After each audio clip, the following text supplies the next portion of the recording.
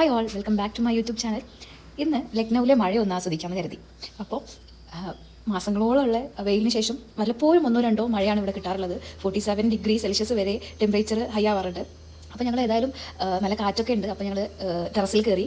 നല്ല കാറ്റെന്ന് വെച്ച് കഴിഞ്ഞാൽ ഒരു 60 to 70 km/h ആ ഒരു റേഞ്ചിലാണ് എന്തുണ്ടാവാറുള്ളത്, കാറ്റുണ്ടാവാറുള്ളത്. ഭയങ്കര സ്പീഡായിരിക്കും.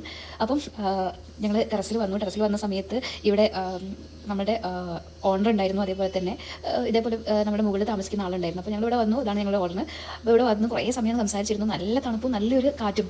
അപ്പം ഈ ഒരു വെയിലിൻ്റെ ചൂടിൽ ഞങ്ങൾക്ക് ഇത് ഭയങ്കര റിലാക്സേഷനും റിലീഫായിരുന്നു. ആൻഡ് ഫൈനലി ഇറ്റ്സ് റെയിൻ വന്നു, മഴ പെയ്തു. മഴ എന്ന് പറഞ്ഞാൽ ചെറിയൊരു ചാറ്റൽ മഴ, നമ്മുടെ നാട്ടിൽ നിന്ന് വ്യത്യസ്തമായിട്ടൊരു ചെറിയൊരു ചാറ്റൽ മഴ മാത്രമാണ്. പക്ഷേ ഈ ഒരു മഴ മതി. That's enough for 2 or 3 days to be cool.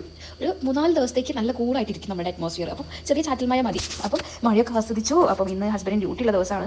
അപ്പം ഞങ്ങൾ താഴെ വന്നു. ഹസ്ബൻഡ് പെട്ടെന്ന് തന്നെ റെഡിയായി. അപ്പോൾ മഴയൊക്കെ പോയതുകൊണ്ട്, കാറ്റൊക്കെ പോയതുകൊണ്ട് ഏകദേശം അറ്റ്മോസ്ഫിയർ കൂളാണ്.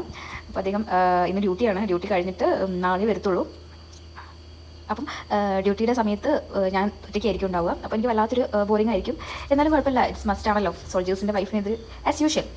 അങ്ങനെ എൻ്റെ അടുത്ത് ടാറ്റയൊക്കെ പറഞ്ഞു പോവുകയാണ്. So that's all for today. Lucknow Barish. By.